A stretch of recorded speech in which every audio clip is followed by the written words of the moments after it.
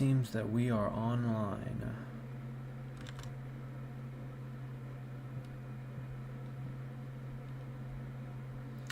It's very likely that we are online. So welcome to another episode of Bless the Lord with brrai.n. I'm your host, and we are going to be undergoing this big show tonight.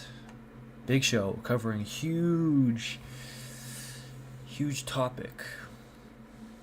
And so we hope you enjoy it. We hope that you learn, you're able to take away anything from it, and if there's anything in which you would like clarified or anything that you would like to correct me in regards, please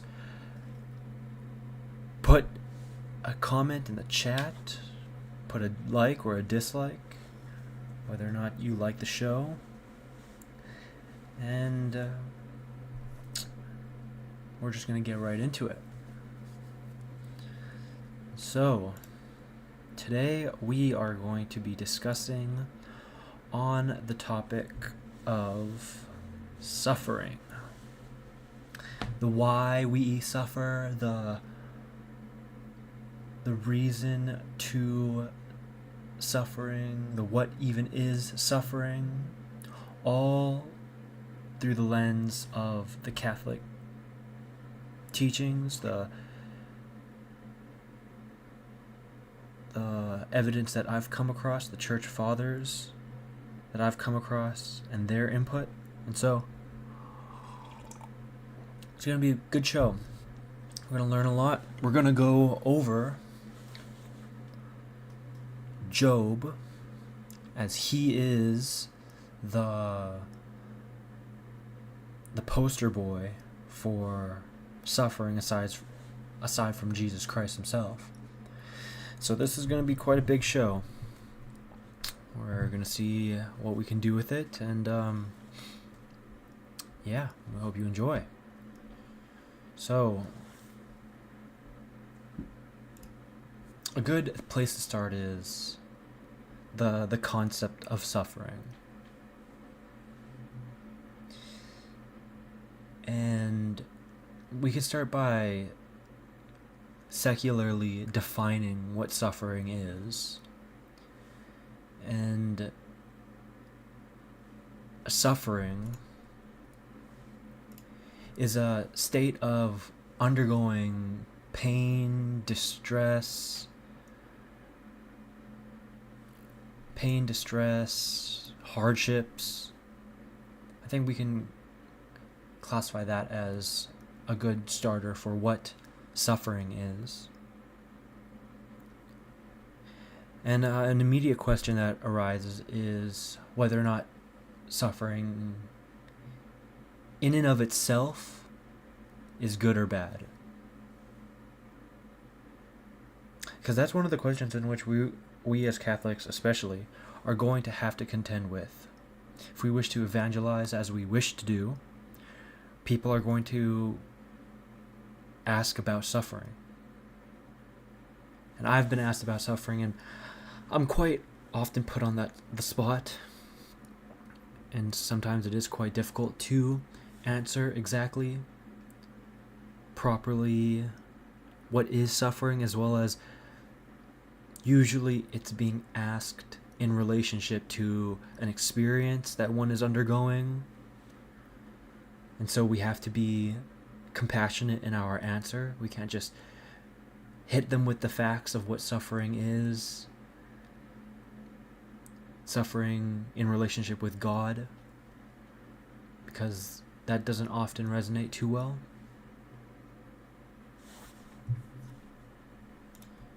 And so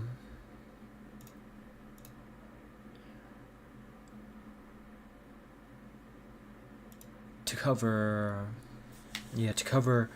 that aspect of suffering, the question of whether or not suffering in and of itself is inherently good or bad.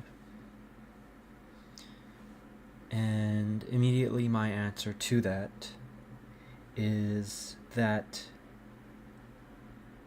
because suffering isn't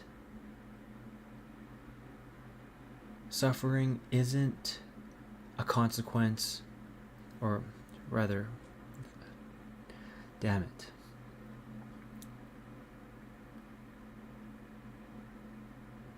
Suffering comes from sin and death, and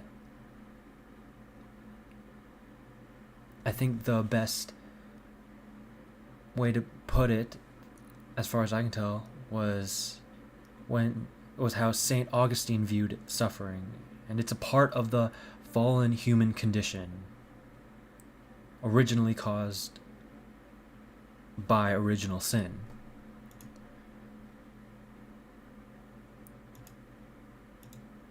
So it wasn't so sin and suffering and death is a consequence of a man's choice, man's decision, an exercising of man's free will. And I think this points out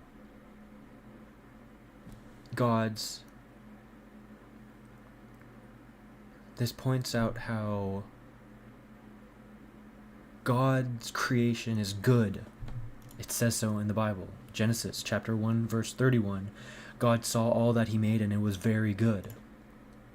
And this was before Adam and Eve fell to original sin. Fell as a consequence of original sin.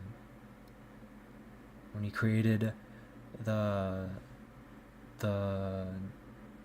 night and day, when he created the earth, the ocean, created man, saw all of it, and knew it was good.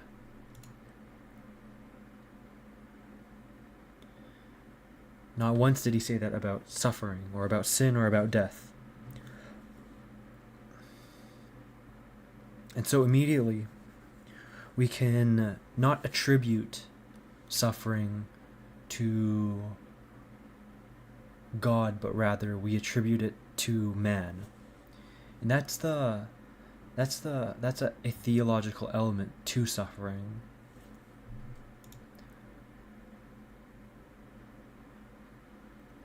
And I think another theological element that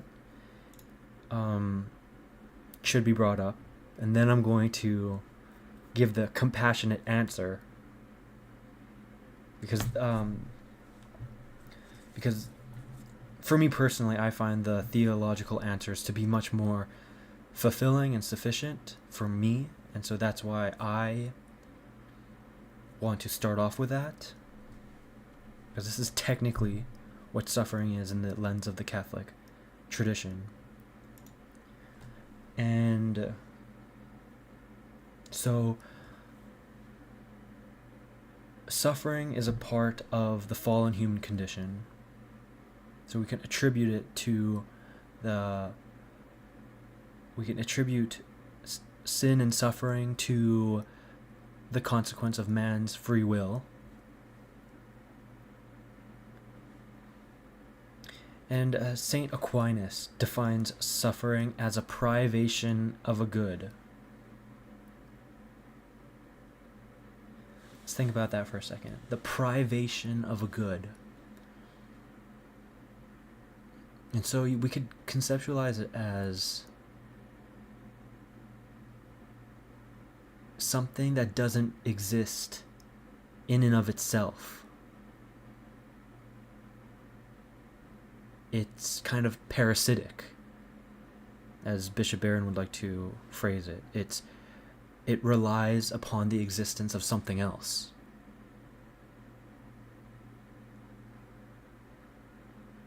So, for example,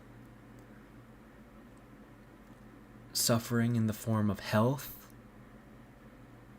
like let's say you have a cavity. You require teeth in order for a cavity to exist. Or better yet, the example of the shadow relying on light for its existence, or silence relying on sound for its existence. Aquinas defining suffering as the privation of a good. For example, light is good, sound is good, teeth are good. But suffering is the privation of a good. Therefore, suffering cannot exist without the existence of a good that is already present.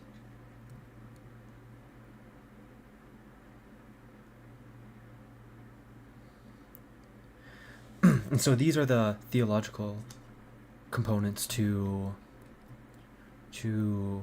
properly define suffering.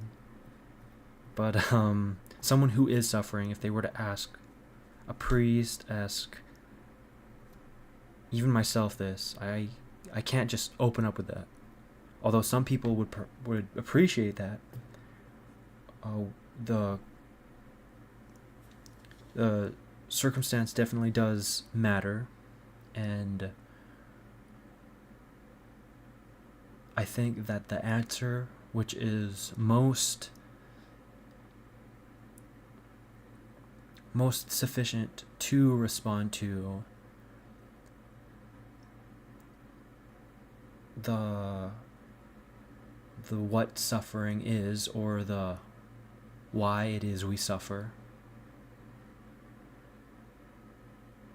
or why it is that even God allows for suffering. You know, the question of like, oh yeah, if God is such a good God, why does he allow for there to be starving kids?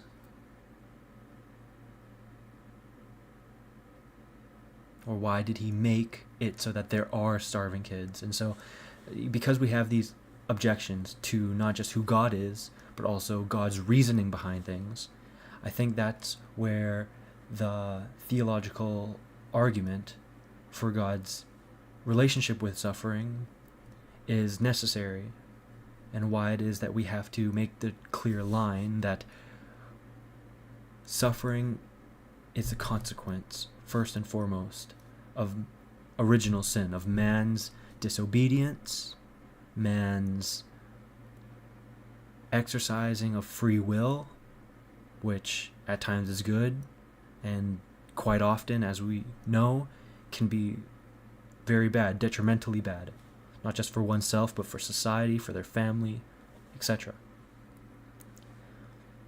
And so immediately with this argument, we, by making the case that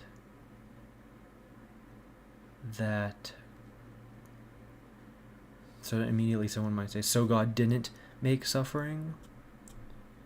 And and to that I would say that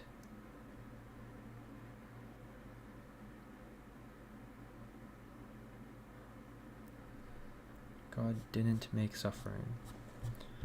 It's not about God making suffering, but rather God created creatures who would knowing that they had the potential to bring about suffering. And so that's the answer to that. God made creation and creatures like humans, knowing that we would bring about suffering. Knowing that we had the potential to bring about suffering because of our free will. And then someone might say, why? Why didn't he just create us all? And you know, that would then tread into because we're not robots. We're not love Jesus, love God, but rather he wants to create an organic and authentic relationship with us. So that's why he allowed for free will, and being granted free will, we chose to take that for granted and abuse it, which ended up resulting in sin, death, and suffering. And another answer to the why God allows for suffering. I think St. Thomas Aquinas also points at this in his Summa Theologica, and it goes like, quote, God permits evil in order to draw forth some greater good, end quote. And I think that's absolutely the case. It's like, you really think that it just seems, if you approach this question of suffering, you either approach it in one of two ways. One, you're either completely closed-minded and you are looking to mock the faith, mock a God, without actually coming to any real answers. Then God help you, May God soften your heart. But if you are genuinely open and inquiring, you have a gist, you don't know exactly who God is, who Jesus Christ is, and you're trying to further your understanding more, I think that you will, to some degree, also understand this, is that God, who is love, God, who is the highest conceivable good in all things, if we were to limit his ability or his power to not be able to draw out a good from evil, and not just a good, but the highest good out of evil, then we got to go back to the fundamentals, and we got to, understand further who God is.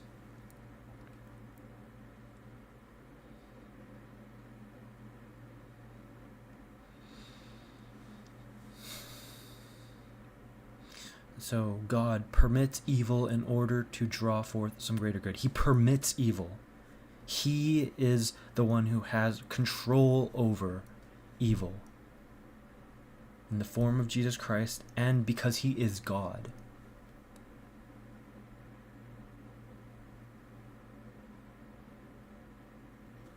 And so we can see that, to sum up again, what God is love, and what God made at the beginning of time was very good. And it's important to know that suffering is a consequence of humans deciding to be disobedient, choosing to made the choice to stray away from God's will, and as a consequence, that brought upon suffering, brought upon sin, brought upon death.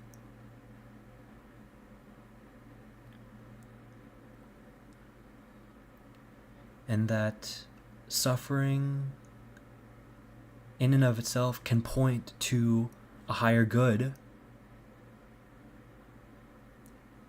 because its very existence relies on a higher good. The fact that it exists points to the ability for something transcendental to be in the midst. I believe that to be true. And we could use the same examples, how a shadow relies on light, and how glorious light is, even though it might every now and again cast a shadow.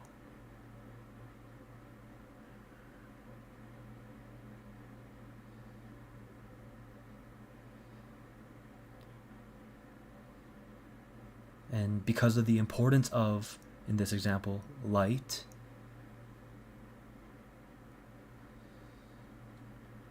it points to God also permitting evil in order to make that which is good and great known.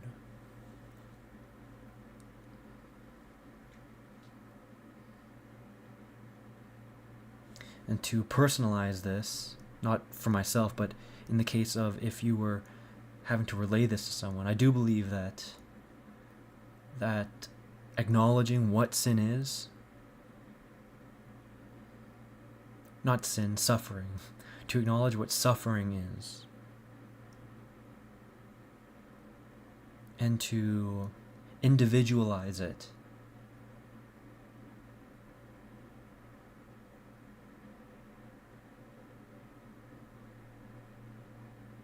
is a good place to start.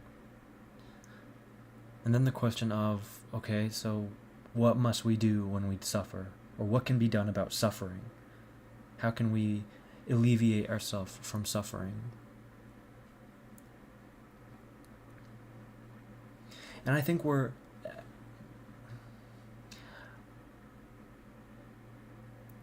our life here on earth is to suffer. We are meant to suffer.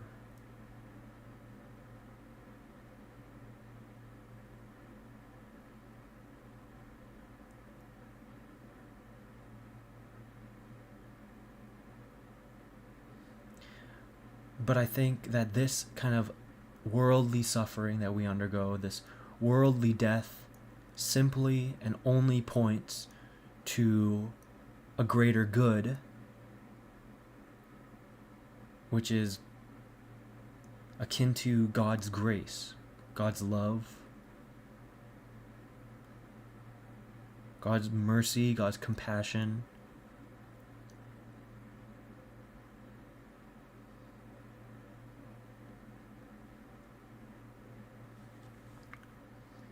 And so when one might ask, what must we do when we suffer? Or how do we alleviate suffering? It's good to know that we, as long as we live here on earth, will never fully be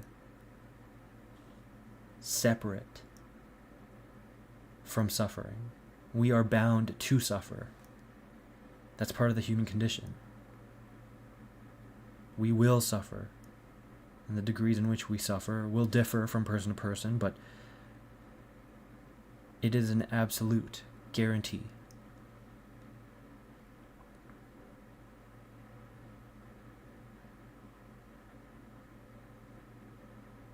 And what can be done about it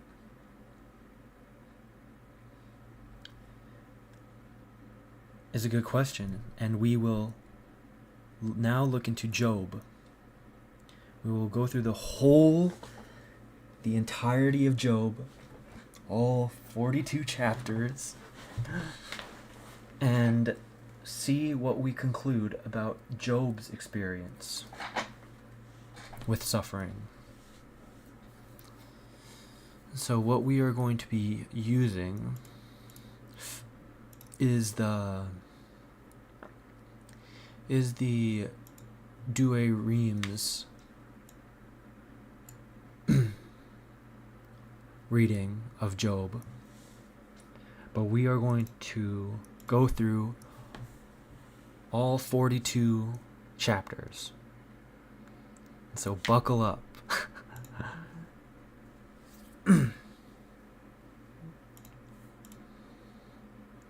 Perhaps I should let's do something here. I'm gonna try splitting the screen for the first time. See how this could,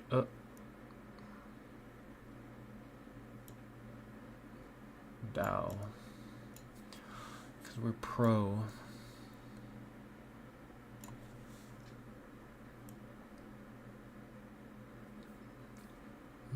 Should we go here? Yeah, that's fine.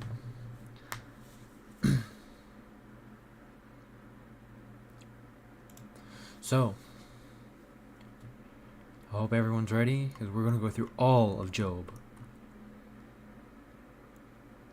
Don't know how long that'll take, but while we walk through it, I'm going to be giving my analysis in real life, in real time, and I'm obviously going to miss a whole bunch, but we're going to go through it, see from a glance, from a read, what we can take away from it. There's going to be a lot, and it's probably going to have to be done many more times, but we're in February, and it just seems about time to at least try to tackle the concept of suffering, because it's February, the second month into the new year, and it's very easy, especially at this point, right after the first month. Many might think, man, I haven't been doing too much. This month hasn't been progressing in the manner in which I would have liked it to, and may have been getting demotivated along the way. And I think to really dissect the second most, as far as I can tell, the second most grand suffering story, I think this will help really put into context and provide clarity about suffering and how we must combat it on the individual level and with God. So, we're going to just jump right into it. Hope you guys are ready. Job 1. There was a man in the land of Huz, whose name was Job, and that man was simple and upright, and fearing God, and avoiding evil. And there were born to him 7 sons and 3 daughters. Interesting, those numbers, Perhaps those numbers symbolize how blessed of an individual he is, 7 being the holy number, and 3 being also a holy number, referring to, the triune element. And his possession was 7,000 sheep and 3,000 camels, 500 yoke of oxen and 500 she-asses, and a family exceeding great. And this man was great among all the people of the east. So he just basically has everything. He's Timothy. He's just resource, health, grand family. And his sons went and made a feast by houses every one in his day. And sending, they called their 3 sisters to eat and drink with them. And when the days of their feasting were gone about, Job sent to them and sanctified them. And rising up early, offered holocausts, interesting word, for each one of them. I'm assuming like a form of a ritual, a cleansing. For he said, lest perhaps my sons have sinned, and have blessed God in their hearts. So did Job all his days. So he was very adamant about keeping the ritual of cleansing that which he consumed. Now on a certain day when the sons of God came to stand before the Lord, Satan also was present among them. Okay. Now on a certain day when the sons of God came to stand before the Lord, Satan also was present among them. On a certain day when the sons of God came to stand before the Lord, Satan. So we could conceptualize this as like a bunch of angels communing with God on a certain time and a certain day, and Satan was present among them. So Satan has access like that to this, to God, like the other sons of gods. At least he is able to be present and in attendance when they commune. Not sure how long, but obviously within the God's will. And the Lord said to him, whence comest thou? And he answered, I have gone round about the earth and walked through it. And the Lord said to him, hast thou considered my servant Job, that there is none like him in the earth, a simple and upright man, and fearing God and avoiding evil? And Satan answering said, doth Job fear God in vain? Meaning, does he fear you simply so it benefits him? Hast not thou made a fence for him, and his house, and all his substance around about?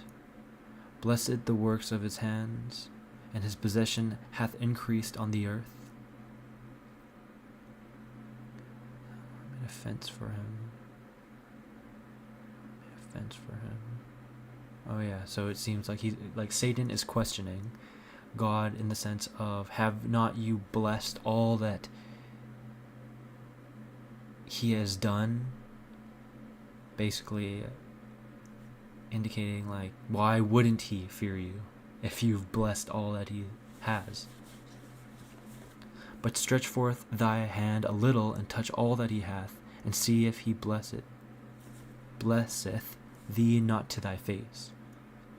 Then the Lord said to Satan, Behold, all that he hath is in thy hand. Only put not forth thy hand upon his person. And Satan went forth from the presence of the Lord.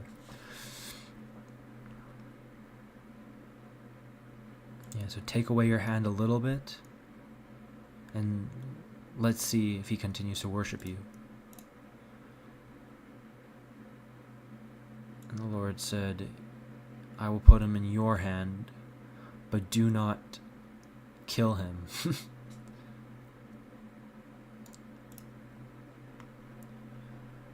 Now upon a certain day, when his sons and daughters were eating and drinking wine in the house of their eldest brother, there came a messenger to Job and said, The oxen were plowing, and the asses feeding beside them. And the Sabians rushed in and took all away, and slew the servants with the sword. And I alone have escaped to tell thee.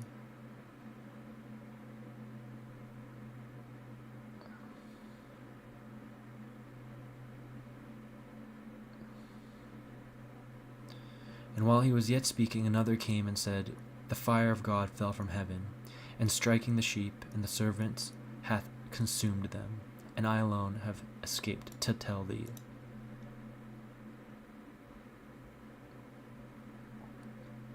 So now it's turning not so good. The moment, funny, how quickly Satan moves.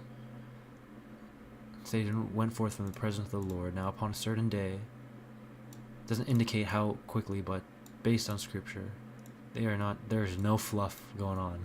It's just straight to the point. And while he was also yet speaking, there came another and said, The Chaldeans made 3 troops and have fallen upon the camels and taken them. Moreover, they have slain the servants with the sword, and I alone have escaped to tell thee. He was yet speaking, and behold, another came in and said, Thy sons and daughters were eating and drinking wine in the house of their elder brother. A violent wind came on a sudden from the side of the desert, and shook the 4 corners of the house, and it fell upon thy children, and they are dead, and I alone have escaped to tell thee. Then Job rose up and rented his garments, and having shaven his head, fell down upon the ground and worshipped. So his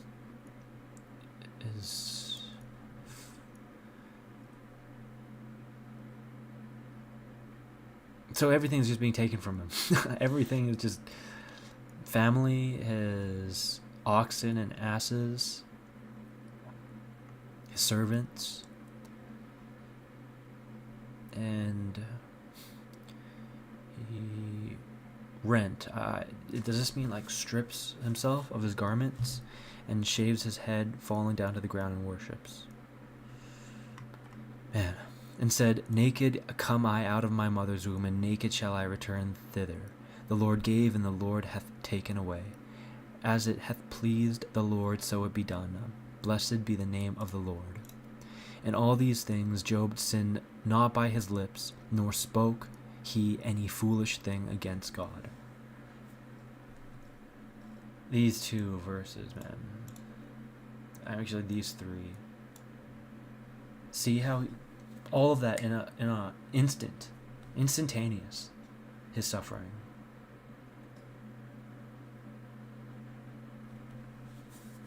And we could also sympathize for Job in a sense of, God knows how long he's had his family for, how long he's been that abundant in resource and in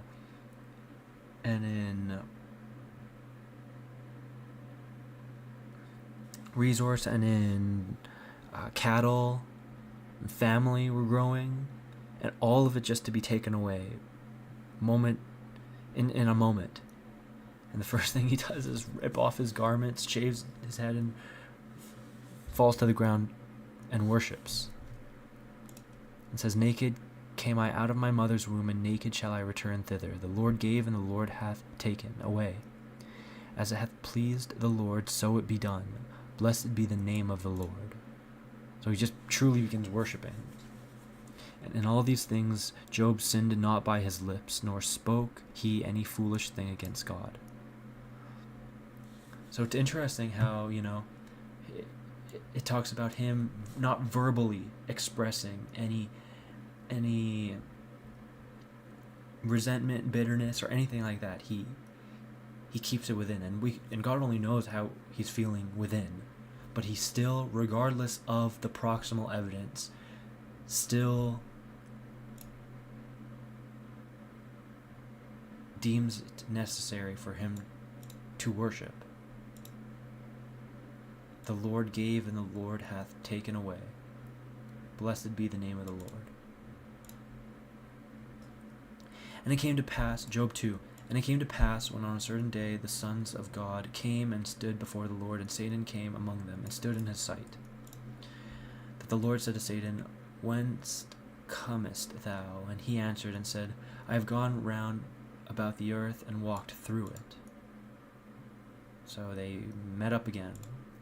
And the Lord said to Satan, hast thou considered my servant Job, that there is none like him in the earth, a man simple and upright, and fearing God, and avoiding evil, and still keeping his innocence? But thou hast moved me against him, that I should afflict him without cause. And Satan answered and said, skin for skin, and all that a man hath he will give for his life. But put forth thy hand, and touch his bone and his flesh, and then thou shalt see that he will bless thee to thy face.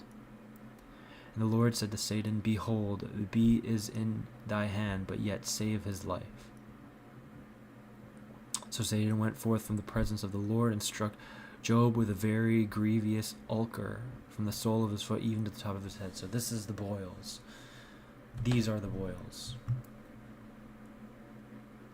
And so Satan, I believe, was speaking about, okay, yeah, God, you allowed me to take all of that from him in regards to possession, but how about his health? And the Lord granted Satan's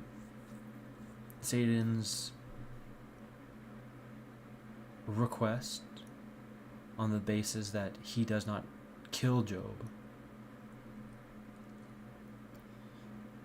So Satan went forth from the presence of the Lord, and struck Job with a very grievous ulcer from the sole of the foot even to the top of his head. He took a potsherd and scraped the corrupt matter, sitting on a dunghill. So there's Job just picking away at himself. And his wife said to him, dost thou still continue in thy simplicity? Bless God and die. Imagine. This is supposed to be wifey. This is supposed to be waifu.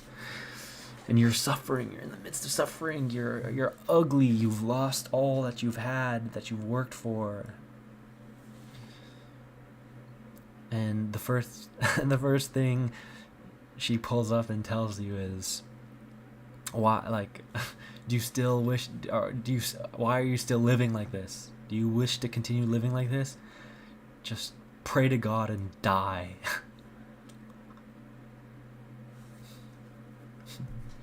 And he said to her, so she definitely doesn't help. And when he said to her, thou hast spoken like one of the foolish women. True. If we have received good things at the hand of God, why should we not receive evil? In all these things, Job did not sin with his lips. So he still hasn't yet spoken words of hatred, of evil. even amidst all this. Instead, he's straight up teaching, if we have received good things at the hand of God, why should we not receive evil? And that's interesting to point out, because there's the suggestion as well that if all we did was, we wouldn't want to just receive good things from God in the state that we are in currently. Rather, in order for us to truly elevate our relationship with God, we have to undergo trials, we have to undergo suffering in order for the avenue to increase in faith. And that comes back to the point about suffering being the privation of the good, and the good being a relationship with God. It's like, if all we did was just receive all the good things from God, there'd be nothing for us. We would just be essentially the kind of robots who just worship God 24/7 because that's all we know. But rather, because of the human condition, and because we choose to live immoral lives, we reap what we sow, that being evil. But the good that we can get out of the experience of evil is a further good thing, being a relationship, a closer relationship with God, all which are true. And even in this scenario, so far, it's indicated that Job did not sin with his lips. So we only know, God knows what his heart was feeling, but at least it didn't get to the point in which he was verbally articulating any anger, any hatred, any resentment, unlike a lot of us would have. Now when Job's 3 friends heard all the evil that had befallen him, they came every one from his own place. Eliphaz the Themanite, and Baldad the Sahite, and Sophar the Naamathite, for they had made an appointment to come together and comfort him. Okay, so his 3 friends heard about all of this and pulled up. And when they had lifted up their eyes afar off, they knew him not, and crying out they wept, and rending their garments they sprinkled dust upon their heads towards heaven. So he was so unrecognizable, and they greatly expressed their sorrows. So at least we know from the jump that his 3 friends approached Job in a manner which was, as far as we can tell, pure of heart. And they sat with him on the ground 7 days and 7 nights, and no man spoke to him a word, for they saw that his grief was very great. And you could tell that these aren't just fake friends in the sense of their intentions from the jump. You could see that they obviously sympathize for Job, and they obviously feel great sorrow for Job, that this kind of man is undergoing this kind of punishment, or this kind of punishment is a poor choice of words, not punishment, but this kind of fate. And Bishop Barron pointed out that 7 days and 7 nights, and he pointed out how remarkable it is in the face of great suffering, when someone is undergoing great suffering, how powerful it can be just to be with them, not exactly saying a word, perhaps being there to listen, being present for that individual who's greatly suffering. And I think that's just true, because in cases sometimes people just don't want to hear what you have to say, and we'll see in a bit how what they say does not help, and perhaps they should have just stayed silent. But yeah, just being present for people who are undergoing great suffering can be of great help. Job 3. After this, Job opened his mouth and cursed his day, and he said, "Let the day perish wherein I was born, and the night in which it was said, a man-child is conceived." Okay, so it seems like he has some words to say about his circumstance. "Let that day be turned into darkness, let not God regard it from above, and let not the light shine upon it. Let darkness and the shadow of death cover it, let a mist overspread it, and let it be wrapped up in bitterness. Let a darksome whirlwind seize upon the night, let it not be counted in the days of the year, not numbered in the months. Let that night be solitary and not worthy of praise. Let them curse it who curse the day, who are ready to raise up a leviathan. Let the stars be darkened with the mist thereof, let it expect light and not see it, nor the rising of the dawning of the day. Because it shut not up the doors of the womb that bore me, nor took away evils from my eyes. Why did I not die in the womb? Why did I not perish when I came out of the belly? Why received upon the knees? Why suckled at the breasts?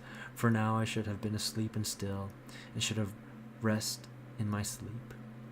With kings and consuls of the earth who build themselves solitudes, or with princes that possess gold in all their houses with silver, or as a hidden untimely birth I should not be, or as they that being conceived have not seen the light. There the wicked cease from tumult, and there the wearied in strength are at rest. And they, sometime bound together without disquiet, have not heard the voice of the oppressor. The small and great are there, and the servant is free from his master. Why is light given to him that is in misery, and life to them that are in bitterness of soul? That look for death, and it cometh not, as that dig for a treasure. And they rejoice exceedingly when they have found the grave. To a man whose way is hidden, and God hath surrounded him with darkness. Before I eat I sigh, and as overflowing waters, so is my roaring. For the fear which I feared hath come upon me, and that which I was afraid of hath befallen me. Have I not dissembled? Have I not kept silence? Have I not been quiet? The indignation is come upon me." Alright, so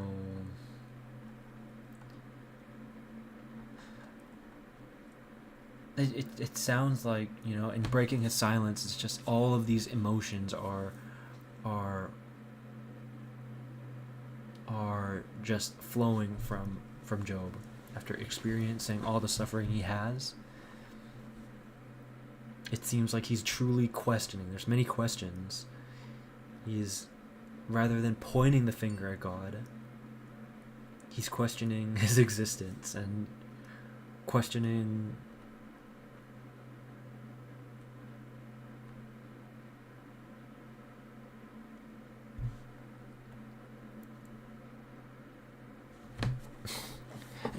his life, really.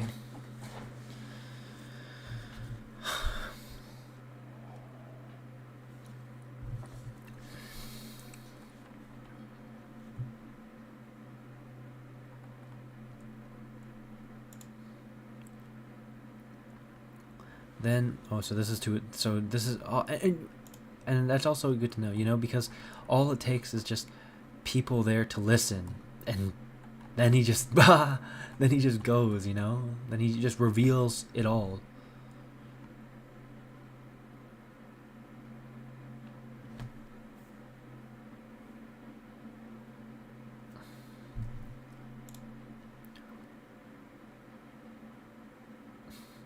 Then Eliphaz the Themanite answered and said, If we begin to speak to thee, perhaps thou wilt take it ill, but who can withhold the words he hath conceived? It's like, if we speak on this, you will not take it well, but how are we to not respond to what it is you're telling us? Behold, thou hast taught many, and thou hast strengthened the weary hands. The words have confirmed them that they were staggering, and thou hast strengthened the trembling knees. But now is it scourge? Now the scourge?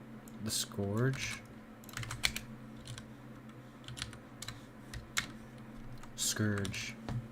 But now the scourge is come upon thee, and thou faintest. It has touched thee, and thou art troubled.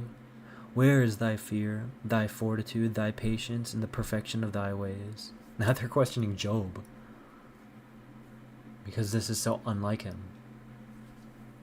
Remember, I pray thee, whoever perished being innocent? Or when were they the just destroyed? Now they're just pointing to, yeah. On the contrary, I have seen those who work iniquity and sow sorrows and reap them, perishing by the blast of God and consumed by the spirit of his wrath. The roaring of the lion and the voice of the lioness and the teeth of the whelps of lion are broken. The tiger hath perished for want of prey, and the young lions are scattered abroad. Now there was a word spoken to me in private, in my ears by stealth, as it were received the veins of its whisper. In the horror of a vision by night, when deep sleep is wont to hold men, fear seized upon me in trembling, and all my bones were affrighted.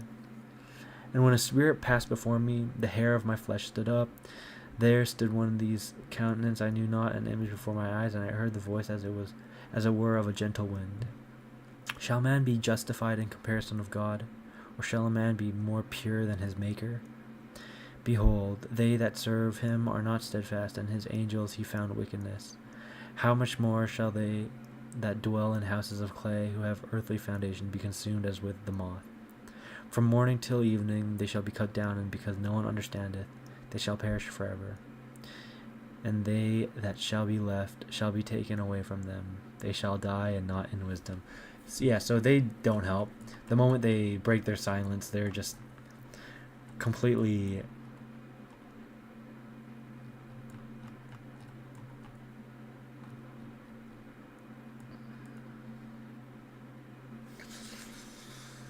unhelpful. I'm trying to, like,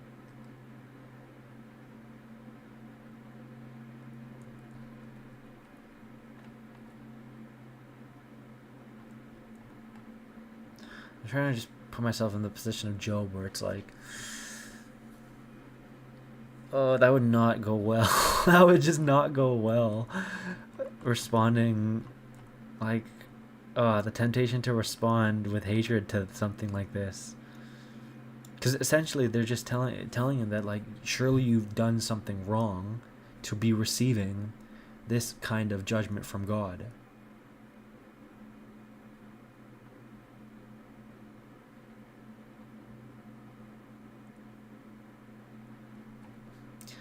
And if he took as long as he did to tell me that,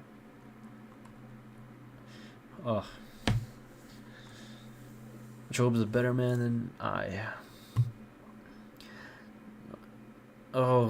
They keep going. Call now, if there be any that will enter thee, and turn to some of the saints. Anger indeed killeth the foolish, and envy slayeth the little one. I have seen a fool with a strong ruin, and I cursed his beauty immediately. His children shall be far from safety, and shall be destroyed in the gate, and there shall be none to deliver them. Whose harvest the hungry shall eat, and the armed man shall take him by violence, and the thirsty shall take up his riches. Nothing upon earth is done without a void cause, and sorrow doth not spring of the ground. Yeah, so you're reaping what you've sowed, Job, whatever it may be. Man is born to labor, and the bird to fly. Wherefore I will pray to the Lord, and address my speech to God. Who doth great things and unsearchable and wonderful things without number? Who giveth rain upon the face of the earth, and watereth all the things with waters? Who setteth up the humble on high, and comforteth with health those that mourn, who bringeth to naught the designs of the so their hands cannot accomplish what they had begun, who catcheth the wise in their craftiness, and disappointeth the counsel of the wicked. They shall meet with darkness. Oh my gosh. They shall meet with darkness in the day, and grope at noonday as in the night. But he shall save the needy from the sword of their mouth, and the poor from the hand of the violent. Sword of their mouth. That's an interesting word to use, because Christ. This references Christ with the sword of the mouth.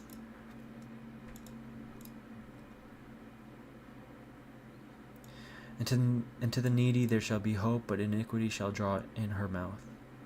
Blessed is the man whom God correcteth. Refuse not therefore the chastising of the Lord. For he woundeth and cureth, he striketh, and his hands shall heal. In 6 troubles he shall deliver thee, and in the 7th evil shall not touch thee. In famine he shall deliver thee from death, and in battle from the hand of the sword. Thou shalt he hidden from the scourge of the tongue, and thou shalt not fear calamity when it cometh. In destruction and famine then shalt laugh, and thou shalt not be afraid of the beasts of the earth. But thou shalt have a covenant with the stones of the land, and the beasts of the earth shall be at peace with thee. And thou shalt know that thy tabernacle is in peace, and visiting thy beauty thou shalt not sin. Thou shalt also... Oh, how did Job not strangle this guy to death? And thou shalt know that thy tabernacle is in peace, and that visiting thy beauty thou shalt not sin. Thou shalt know also that thy seed shall be multiplied, and thy offspring like the grass of the earth. Thou shalt enter into the grave in abundance, as a heap of wheat is brought in its season. Behold, this is even so as we have searched out, which thou, having heard, consider it thoroughly in thy mind. Oh, they're basically saying, like, look at the evidence. They're just like, look at the evidence, Job. Clearly all the good things that you've been given have been taken away. And so it's pointing in a direction that you are not a godly person. And we want you to deeply consider this, because perhaps you aren't considering it enough. Man, 2 chapters. Then just LARPing. But Job answered and said, Oh, that my sins, whereby I have deserved wrath, and the calamity that I suffer, were weighed in a balance. As the sand of the sea, this would appear heavier, therefore my words are full of sorrow. For the arrows of the Lord are in me, and rage whereof drinketh up my spirit, and the terrors of the Lord war against me. Will the wild ass bray when he hath grass, or will the ox low when he standeth before a full manger? Or can an unsavory thing be eaten that is not seasoned with salt? Or can a man taste that which, when tasted, bringeth death? The things which before my soul would not touch now, through anguish are my meats. Who will grant that my request may come, and that God may give me what I look for?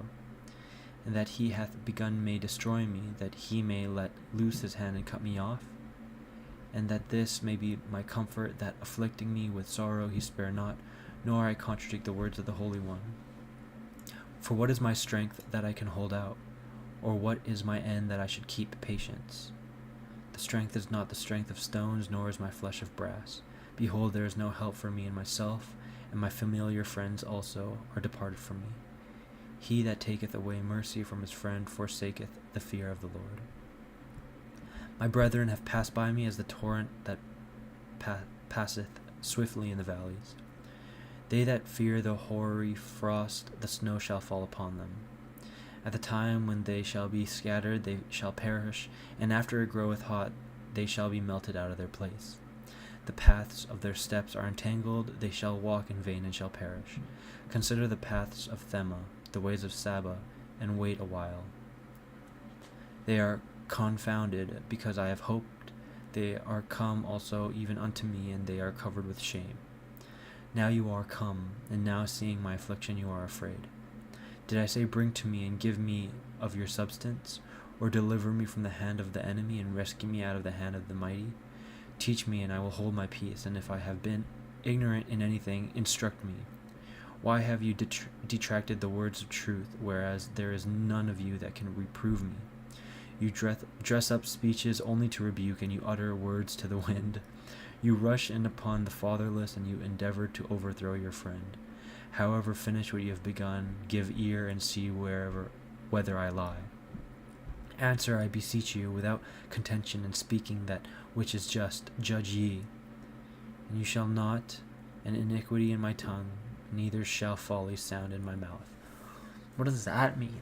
So Job is responding in a manner which is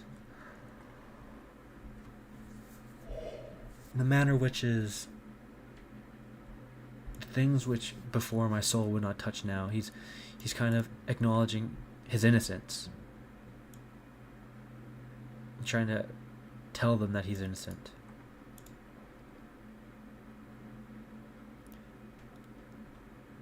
And talking about his vulnerabilities, his human vulnerabilities.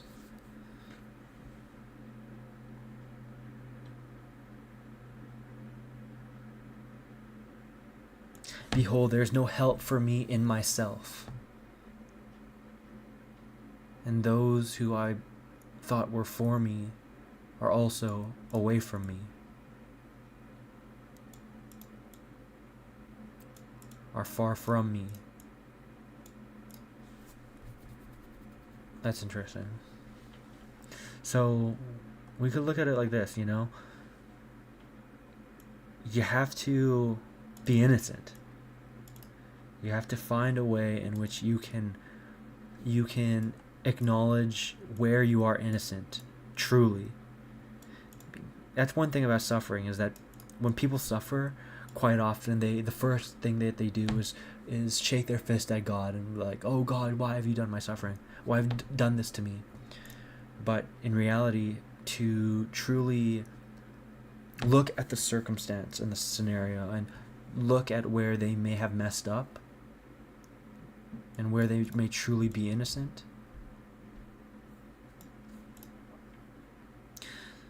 that's a high IQ level move, and not many do that. To truly analyze their scenario and their circumstance and who they are, their heart. An analysis of the heart, analysis of circumstance. It seems like he's analyzing. He's analyzed and is relaying the message to them.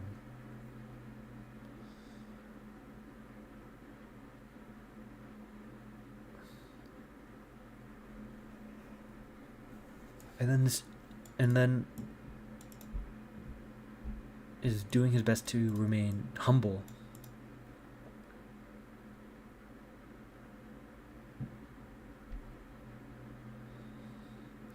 And then points at how he himself cannot save himself.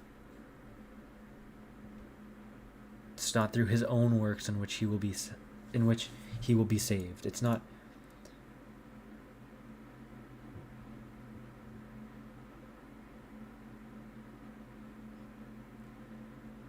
like sometimes there are circumstances in one's life in which the answer doesn't lie with them.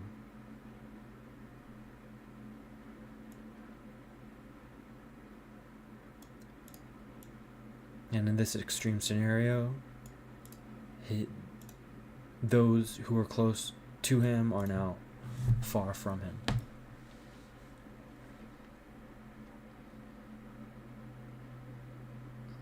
I'm like really skimming through, but I'm just like kind of noting the things in which are resonating to me through an initial read. I do read it all, and then I just breathe through things that resonate, but and then he calls for them if there's any way in which you could be of genuine use, rather than the words that you were saying earlier, like Yeah, deliver me from the hand of the enemy. But then now he's pointing the finger at them for their response. One, that they don't know Job and his circumstance. And two, that he's questioning even their own heart to be able to say the things that they have said.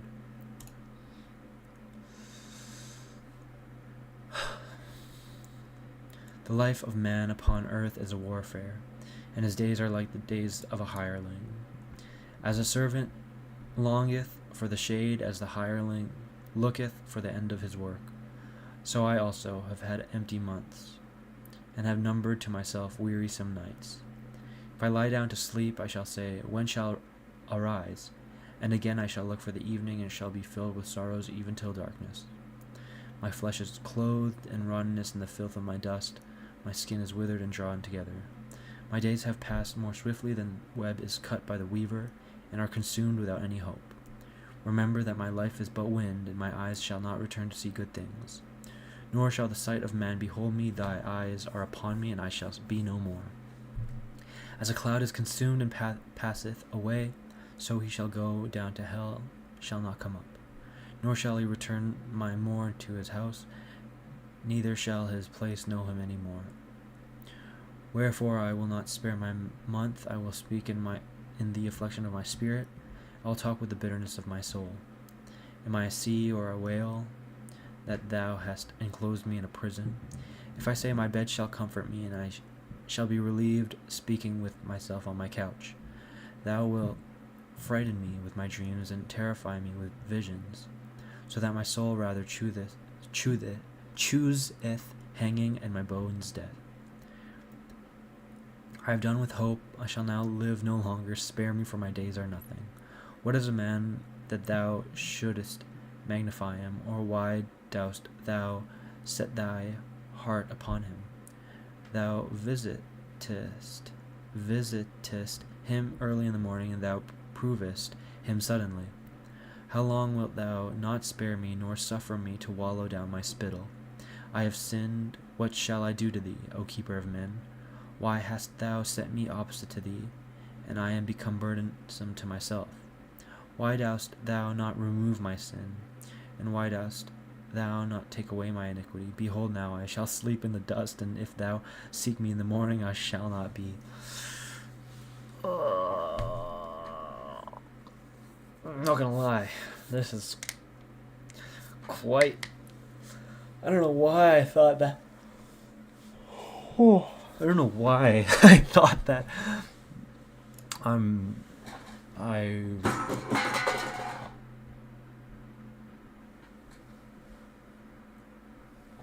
Oops. Oh, okay. Yeah. Okay, let's just.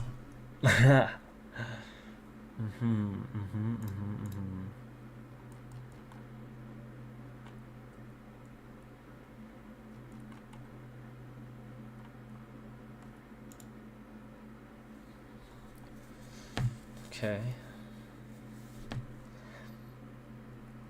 I'm missing so much, but I'm only on chapter 7 out of 42. No.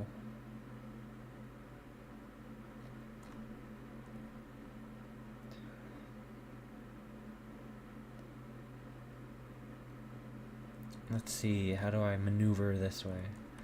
Already right through. But if I keep going, it's gonna be a minute.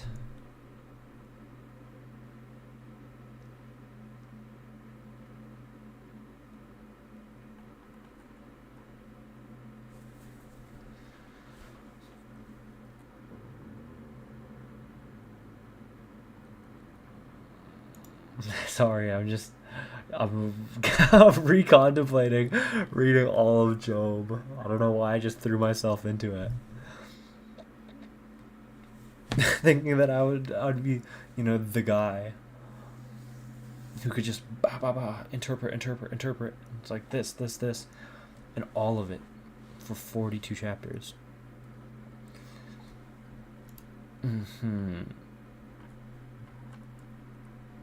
Because this is so deep, and my only interpretation really is essentially that it's like Job's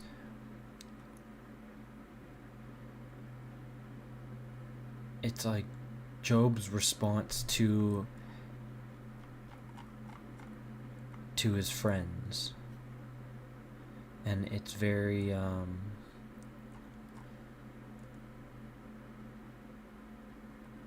accepting of his fate, of whatever it may be, whether it is to just sit and die,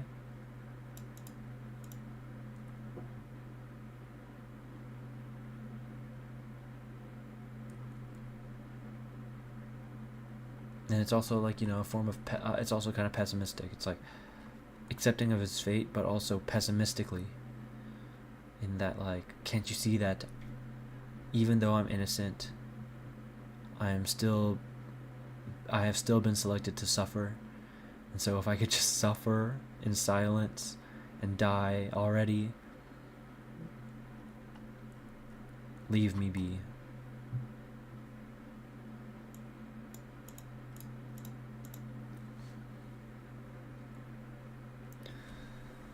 Oh, I hate when these people talk. when Job's friends talk. Oh, okay. Baldad the Suhite answered and said, How long wilt thou speak these things, and how long shall the words of thy mouth be like a strong wind? How long will you continue to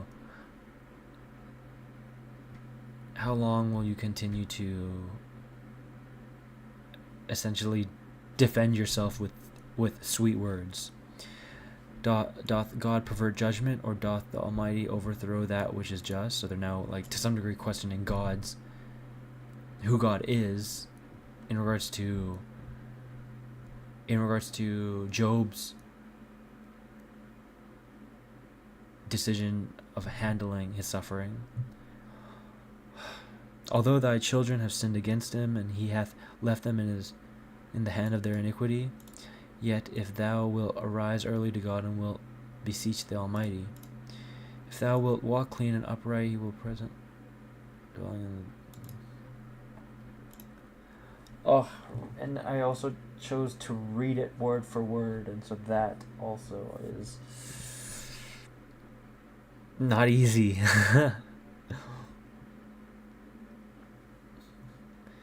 If thou wilt walk clean and upright, he will presently awake unto thee, and will make the dwelling of thy justice peaceable, insomuch that if thy former things were small, thy latter things would be multiplied exceedingly. For inquire of the former generation, and search diligently into the memory of the fathers. For we are but of yesterday, and are ignorant that our days upon earth are but a shadow. And they shall teach thee, they shall speak to thee, and utter words out of their hearts. Can the rush be green without moisture, or a sedge bush grow without water? When it is yet in flower, and is not plucked up with the hand, it withereth before all herbs. Even so are the ways of all that forget God, and the hope of the hypocrite shall perish. His folly shall not please him, and his trust shall be like the spider's web. He shall lean upon his house, and it shall not stand. He shall prop it up, and it shall not rise. He seemeth to have moisture before the sun cometh, and at his rising his blossom shall shoot forth. His roots shall be thick upon a heap of stones, and among the stones he shall abide. If one swallow him up out of his place, he shall deny him, and shall say, I know thee not. For this is the joy of his way, and the others may spring again out of the earth. God will not cast away the simple, nor reach out his hand to the evildoer. Until thy mouth be filled with laughter, and thy lips with rejoicing. They that hate thee shall be clothed with confusion, and the dwelling of the wicked shall not stand. So they're doubling down. So they're really saying, like, oh, they're questioning God as well, Or at least Job's God.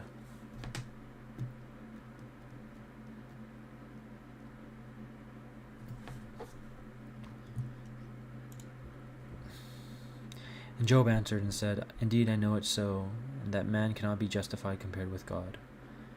If he will contend with him, he who cannot answer him, 1 for 1,000. He is wise in heart and mighty in strength. Who hath resisted him and hath had peace? He who hath removed mountains, and they whom he overthrew in his wrath knew it not. Who shaketh the earth out of her place, and the pillars thereof tremble. Who commandeth Tile's sun, and it riseth not, and shutteth up the stars as it were under a seal. Who alone spreadeth out the heavens, and walked upon the waves of the sea. Who maketh Arcturus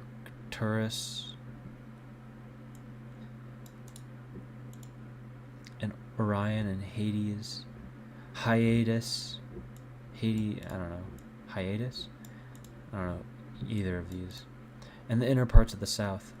Who doth things great and incomprehensible and wonderful, of which there is no number.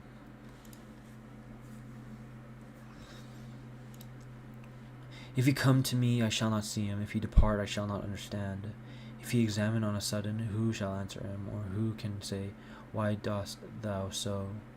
God, whose wrath no man can resist, and under whom they stoop that bear up the world. What am I then, that I should answer him and have words with him? I who, although I should have any just thing, would not answer, but would make supplication to my judge. And if he should hear me when I call, I should not believe that he had heard my voice, for he shall crush me in a whirlwind, and multiply my wounds even without cause. Whirlwind. He alloweth not my spirit to rest, and he filleth me with bitterness. If strength be damned, he is most strong. If equity of judgment, no man dare bear witness for me. If I would justify myself, my own mouth shall condemn me. If I would shew myself innocent, he shall prove me wicked.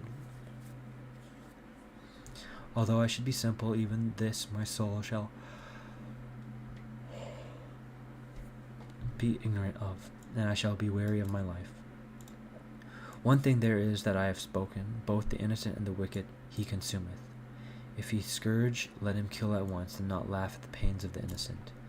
The earth is given into the hand of the wicked; he covereth the face of judges thereof. And if it be not he, who is it then? My days have been swifter than a post; they have fled away and have not seen good. They have passed by as ships carrying fruits, as an eagle flying to the prey. If I say I will not speak so, I change my face, and am tormented with sorrow. I feared all my words, knowing that thou didst not prepare the offender. But if so also I am wicked, why have I labored in vain? If I be washed as it were with snow waters, and my hands shall shine ever so clean, yet thou shalt plunge me in filth, and my garments shall abhor me. For I shall not answer a man that is like myself, nor one that may be heard with me equally in judgment. There is none that may be able to reprove both, and to put his hand between both. Let him take his rod away from me, and let not his fear terrify me. I will speak and will not fear him, for I cannot answer while I am in fear. It's hard to say exactly what Job is indicating here.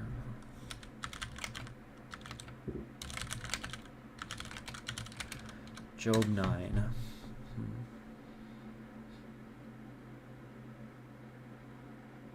So he's acknowledging God's sovereignty and his power. That's common, I believe, also in the last chapter.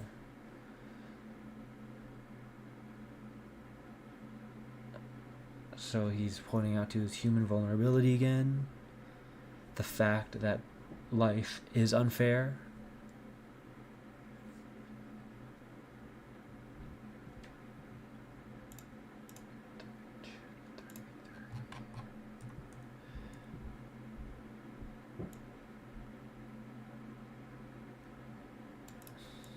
And a man who is right, and someone who is righteous to rightfully judge. So, a desire for righteous authority.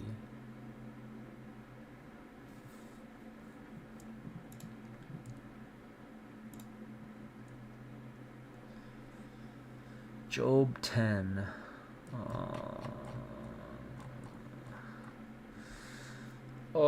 I'm not gonna lie, I'm getting worn.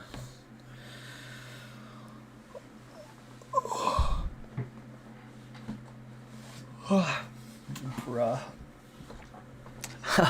I looked in my Bible and was like, Job 4, like 40. I'm like, 42. I have.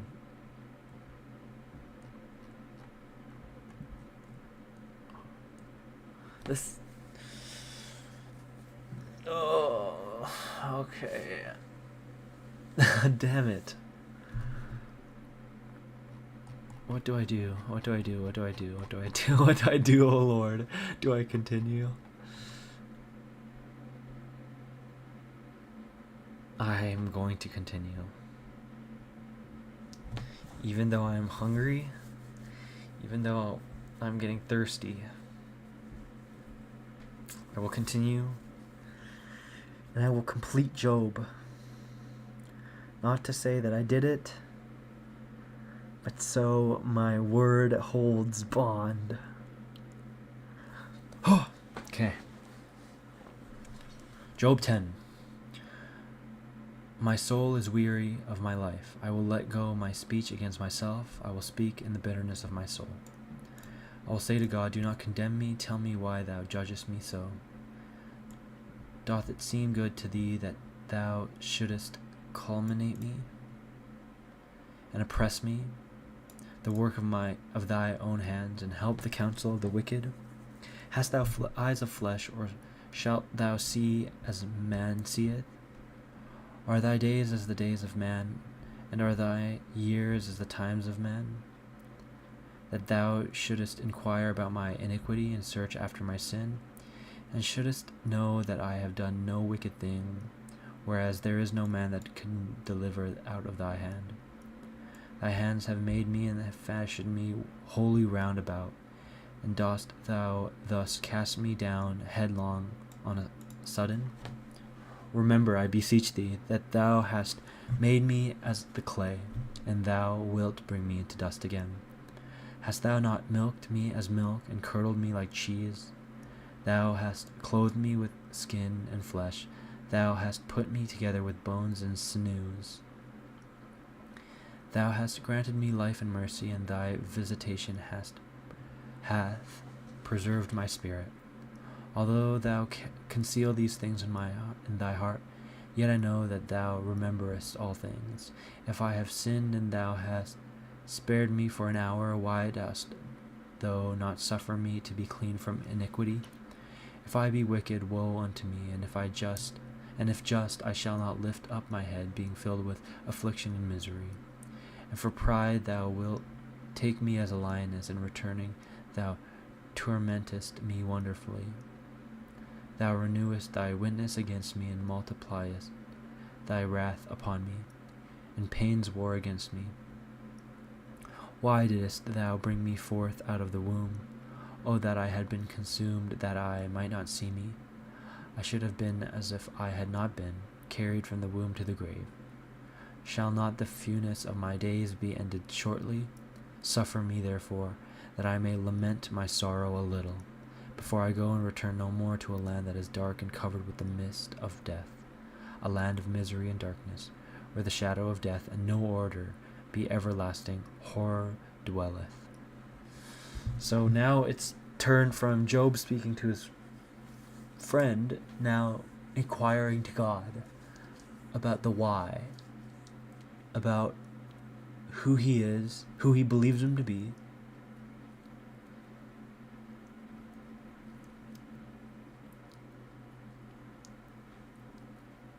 And really just turn to God in this chapter.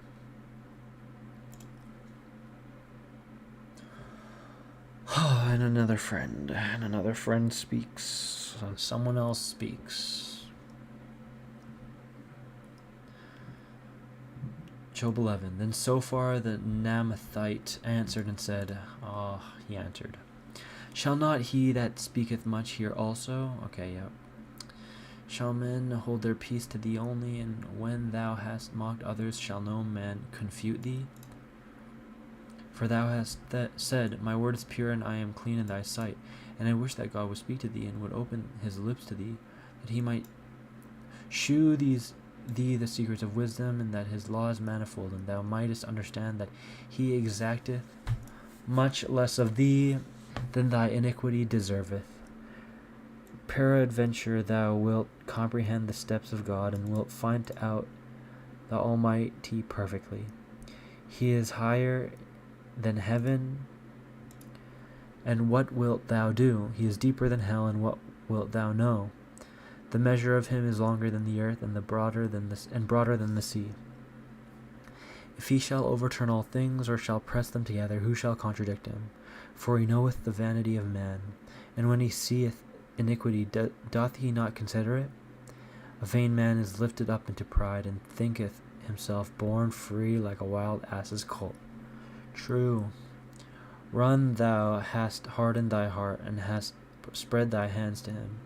If thou wilt put away from thee the iniquity that is in thy hand, and lot not injustice remain in thy tabernacle, then mayest thou lift up thy face without spot, and thou shalt be steadfast and shalt not fear. Thou shalt also forget misery, and remember it only as waters that are passed away, and brightness like that of the noonday shall arise to thee at evening, and when thou shalt think thyself consumed, thou shalt rise as the day star, and thou shalt have confidence, hope being set before thee, being buried, thou shalt sleep secure. Thou shalt rest, and there shall be none to make thee afraid, and many shall entreat thy face. But the eyes of the wicked shall decay, and the way to escape shall fail them, and their hope the abomination of the soul. Okay, so this friend, at least, as far as I can tell, has at least is not exactly, he just doesn't believe that Job is innocent. And so he's kind of telling him that to truly look within his heart and really repent in order to get into God's graces again, because their God is a just God, and I believe that they're speaking about the same God in this context, because they both believe that God is a great and good God. Job's friend is doubling down on, like, look, you seem to have done something to obviously offend God, repent of it, and he shall deliver you.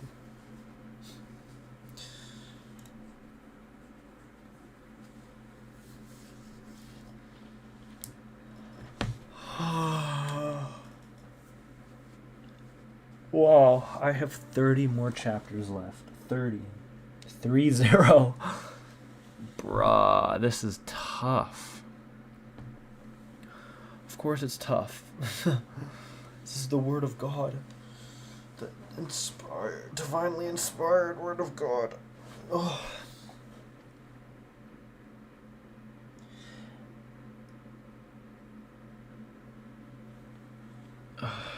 Come on. Chapter 12. When Job answered and said, Are you then men alone, and shall wisdom die with you? I also have a heart as well as you, for who is ignorant of these things which you know? He that is mocked by his friends as I shall call upon God, and will hear him, for the simplicity of the just man is laughed to scorn. The lamp despised in the thoughts of the rich is ready for the time appointed. The tabernacles of robbers abound, and they provoke God boldly, where it is he that hath given all into their hands. But ask now the beasts, and they shall teach thee, and the birds of the air, and they shall tell thee. Speak to the earth, and it shall answer thee, and the fishes of the sea shall tell. Who is ignorant that the hand of the Lord hath made all these things, in whose hand is the soul of every living thing, and the spirit of all flesh of man? Doth not the ear discern words, and the palate of him that eateth the taste? In the ancient is wisdom, and in length of days prudence.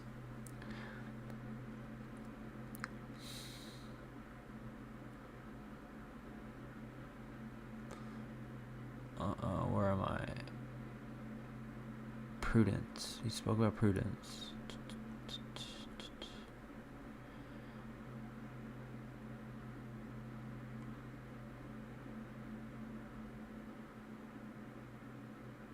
I said prudence. Oh wait, there it is. In the ancient... I was tripping. I was like, bruh. Am I that tired? Where I'm just saying words? With him is wisdom and strength. He hath counsel and understanding. If he pull down, there is no man that can build up. If he shut up a man, there is none that can open. If he withhold the waters, all things shall be dried up. And if he send them out, they shall overturn the earth. With him strength is and wisdom. He knoweth both, and the deceiver, and him that is deceived. He bringeth counselors to a foolish end, and judges to insensibility. He looseth the belt of kings, and girdeth their loins with a cord. He leadeth away priests without glory, and overthroweth nobles. He changeth the speech of the true speakers, and taketh away the doctrine of the aged. He poureth contempt upon princes, and relieveth them that were oppressed. He discovereth deep things out of darkness, and bringeth up to light the shadow of death. He multiplieth nations, and destroyeth them, and restoreth them again after they were overthrown. He changeth the heart of the princes of the people of the earth, and deceiveth them, that they walk in vain where there is no way. They shall grope as in the dark, and not in the light, and he shall make them stagger like men that are drunk. So they're talking about who God is, the type of God.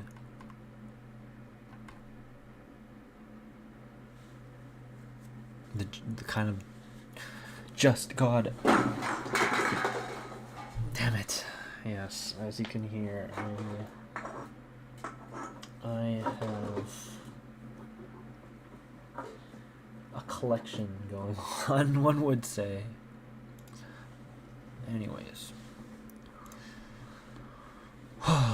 Yeah, they're just kind of Job is kind of defining his God, our God. Excuse me.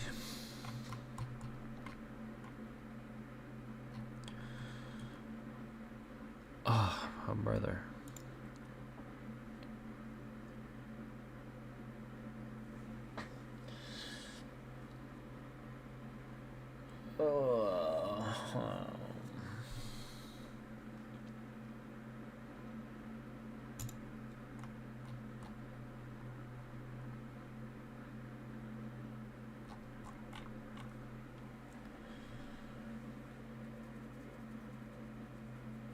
I'm sorry, I'm just notorious for doing that, for just biting off more than I can chew. What we're going to do is stop at Job 15, and we'll pick it up from there tomorrow, God willing. Job 13. Behold, my eye hath seen all these things, and my ear hath heard them, and I have understood them all. According to your knowledge I also know, neither am I inferior to you. But yet I will speak to the Almighty, and I desire to reason with God. Having first shewn that you are forgers of lies, and maintainers of perverse opinions, and I wish you would hold your peace, that you might be thought to be wise men. Hear ye therefore my reproof, and attend to the judgment of my lips. Hath God any need of your lie, that you should speak deceitly for him? Do you wish his person, and do you endeavor to judge for God? Or shall it please him, from knowing nothing can be concealed? Or shall he be deceived as a man with your deceitful dealings? He shall reprove you, because in secret you accept his person. As soon as he shall move himself, he shall trouble you, and his dread shall fall upon you. He's cursing them. Your remembrance shall be compared to ashes, and your necks shall be brought to clay. Hold your peace a little while, that I may speak whatsoever my mind shall suggest to me. Why do I tear my flesh with my teeth, and carry my soul in my hands? Although he should kill me, I will trust in him, but yet I will reprove my ways in his sight. and he shall be my Saviour, for no hypocrite shall come before his presence. Hear ye my speech, and receive my with sour ears hidden truths. If I shall be judged, I know that I shall be found just. Who is he that will plead against me? Let him come. Why am I consumed, holding my peace? Two things only do not come to me, and then from thy face I shall be not hid. Withdraw thy hand far from me, and let not thy dread terrify me. Call me, and I will answer thee, or else I will speak, and do thou answer me. How many are my iniquities and sins? Make me known my crimes and offences. Why hidest thou face, and thinkest me thy enemy? Against a leaf that is carried away with the wind, thou shewest thy power, and thou pursuest a dry straw. For thou writest bitter things against me, and wilt consume me for the sins of my youth. Thou hast put my feet in the stocks, and hast observed all my paths, and hast considered the steps of my feet. Who am to be consumed as rottenness, and as a garment that is moth-eaten. So yeah, now he's just cursing them. Not cussing. Cursing them that they are judging without any knowledge in regards to the circumstance. And I think there's a lesson in here, which is when hearing other people out, to reserve judgment, that you can inquire, get the maximal scope of the circumstance that the individual is dealing with, and then and only then to cast judgment. But in this case, they did not reserve judgment, they did not inquire, and even though they sat with them, revealing their present heart, the words that they spoke as a consequence to Job's exclamations of his circumstance, it has bode unwell for them. At least in Job's eyes, it will. Job chapter 14. Man born a woman, living for a short time, is filled with many miseries. Who cometh forth like a flower and is destroyed, and fleeth as a shadow, and never continueth in the same state? And dost thou think it meet to open thy eyes upon such an one, and to bring him into judgment with thee? Who can make him clean that is unconceived of unclean seed? Who can make him clean that is conceived of unclean seed? Is it not thou who only art? Is it not only God? The days of man are short, and the number of his months is with thee. Thou hast appointed his bounds which cannot be passed. Depart a little from him, that he may rest, until his wished for day come, as that of the hireling. A tree hath hope, if it be cut, it groweth green again, and the boughs thereof sprout. If its root be oiled in the earth, and its stalk be dead in the dust, at the scent of water it shall spring, and bring forth leaves as when it was first planted. But man, when he shall be dead, and stripped and consumed, I pray you, where is he?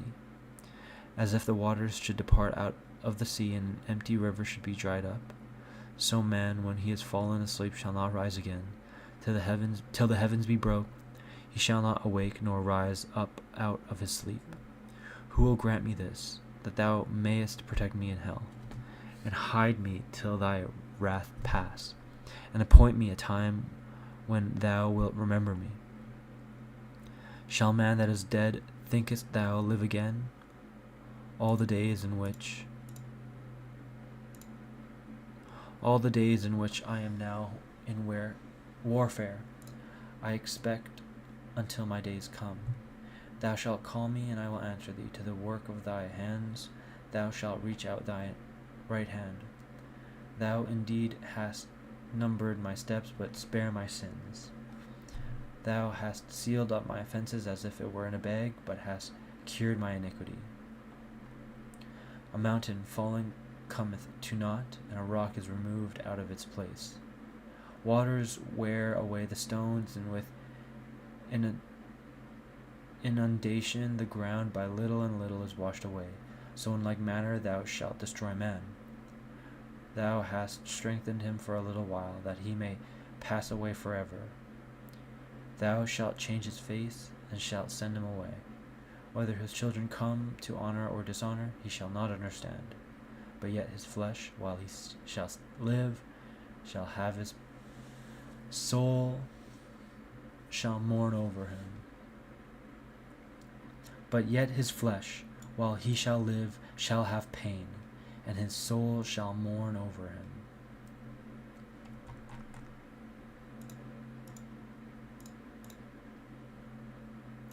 Job chapter 14.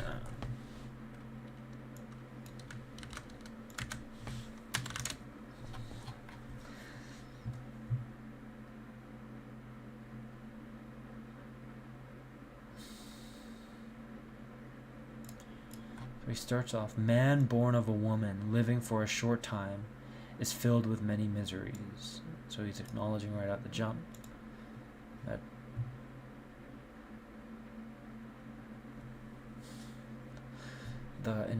the inevitability of suffering.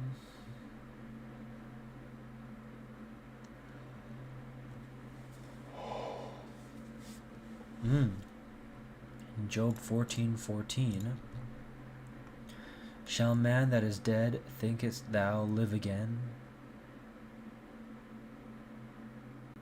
So pointing at eternal life in his speech as well.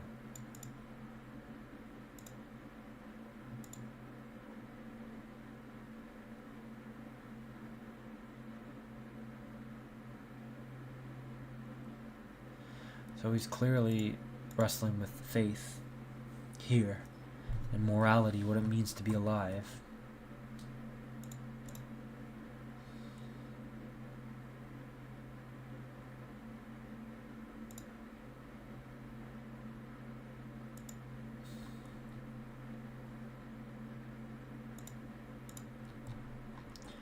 And we are going to close it off there. Tomorrow we will continue Job chapter 15. Oh, great, yes, and his buddy guy answering him. Yep, nope, not happening. No, no, no, no, no. Not on my watch, Bubba.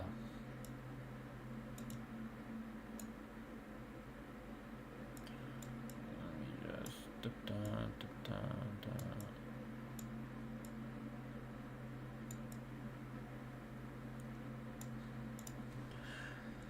Oh, okay, and that is Job 1-14.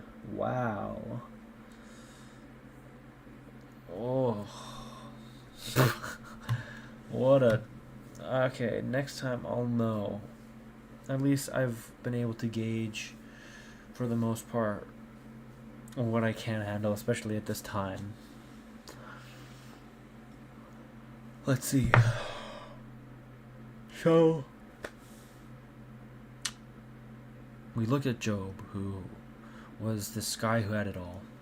Family, cattle, health,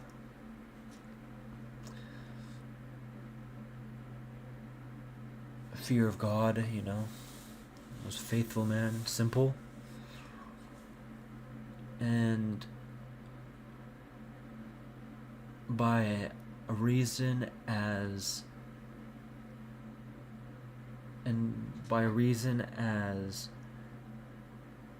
abstract or as ambiguous as Satan and God kind of... Satan bringing up the idea to God and God agreeing to test Job.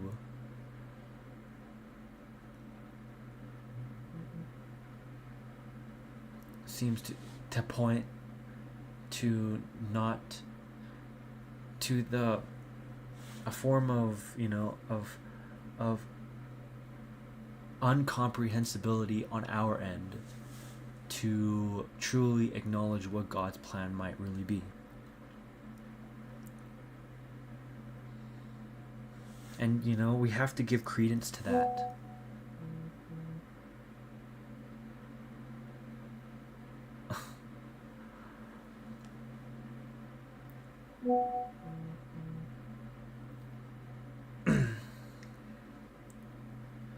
And yes, we have to give credence to the fact that God's plan may not always make sense to us in the present. And so Job is, as far as we can tell, wrestling with that not just by himself, but also with his friends by his side. His friends who approached Job originally with a sympathetic heart, but now have started to point their finger in regards to the heart of Job, trying to get him to repent for iniquities that he has not truly committed, or that he does not have. And then now Job is kind of in this confrontation with those who he deemed close to him, now trying to accuse him for something that for a heart in which he does not have. And basically in speaking with them is coming to the conclusion that they don't understand what they're talking about. They don't understand him, that their understanding of God as well is one, either being utilized poorly because of their lack of understanding of the circumstance in its totality, but also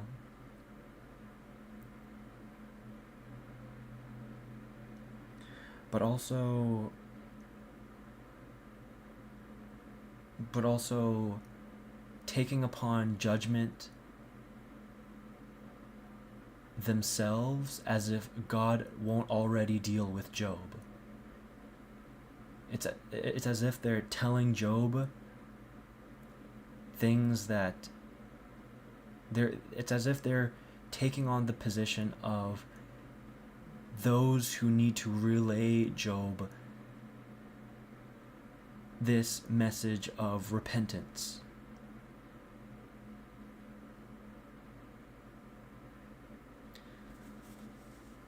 These are all kind of just really spontaneous, and probably incoherent.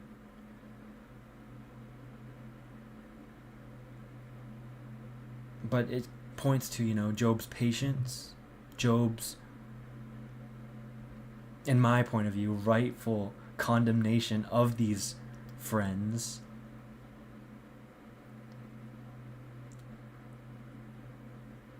and how important it is that Job truly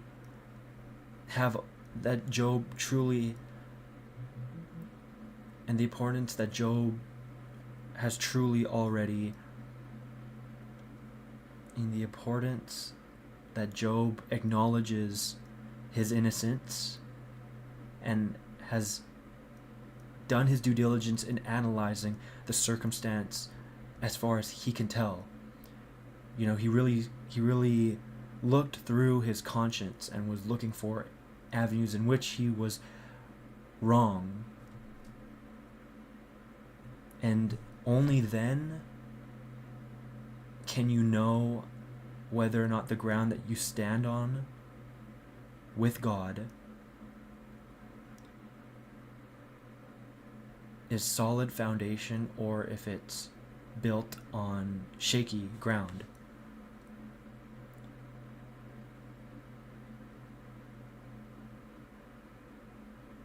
Because the fact that Job knows he's right with God, he is able to see through all of the different things that are happening to him, because he is right with God, because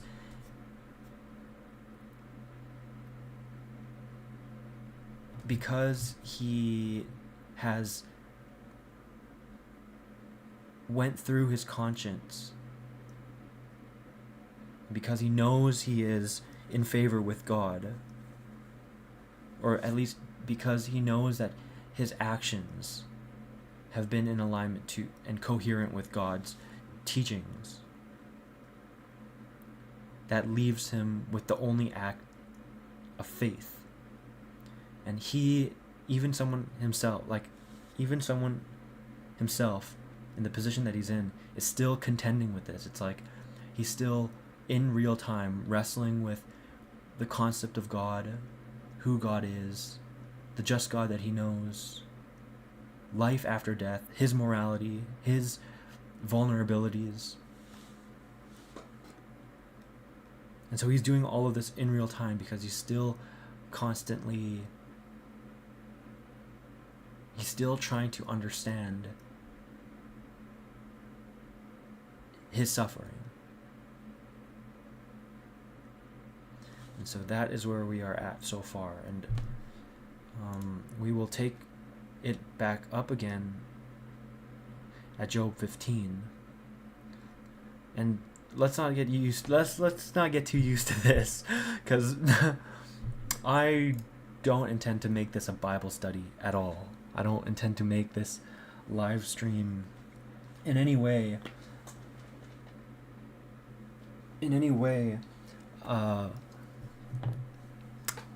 a Bible study where we're going over scripture like this. This was really spontaneous on my end, but it all is in relationship to the concept of suffering.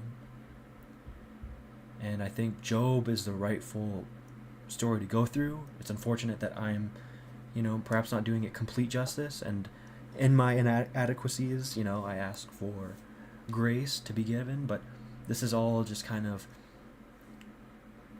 looking at it from face value, looking at it through the glimpsing of the story,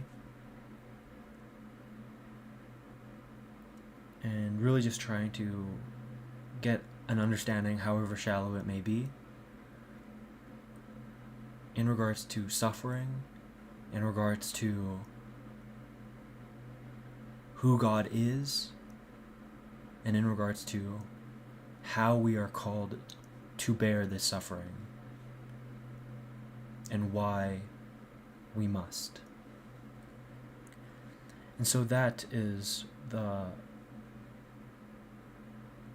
ethos for this little series that's covering suffering.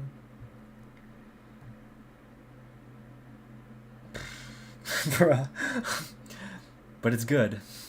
It's good.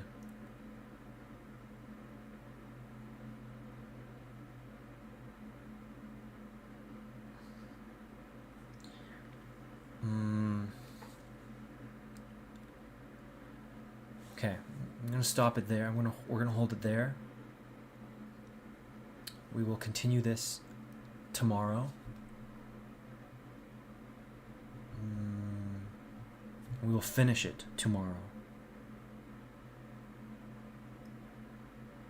And so we will draw the conclusions. Any questions that we would like answered will be done so tomorrow. So if you have any questions, feel free to leave them in the comment section.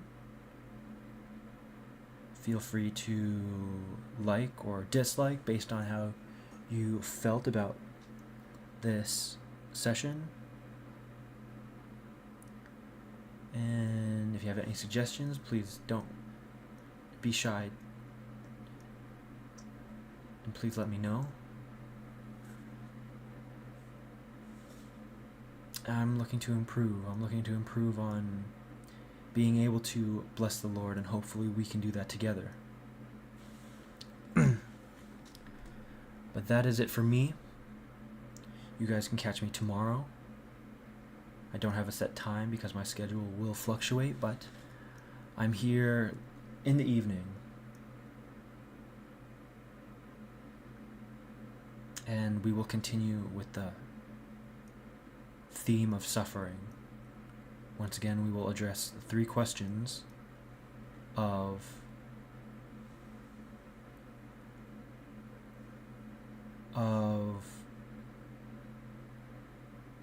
how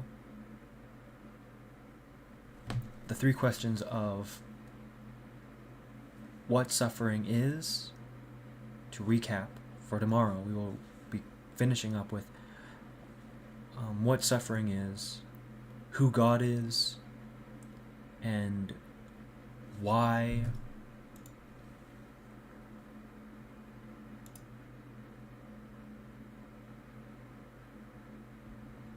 we must suffer, as well as what we must do when we suffer. 3, 4 questions, something like that. We're figuring it out, you know. There's a lot of meaning to be truly wrung out of this concept of suffering, and I'm just going to be doing my best to relay what it is that I believe about the concept of suffering. But yeah, alright, hope you guys enjoyed. Thank you to all who watched and all viewers. Please don't forget to subscribe and engage with the post as you see fit.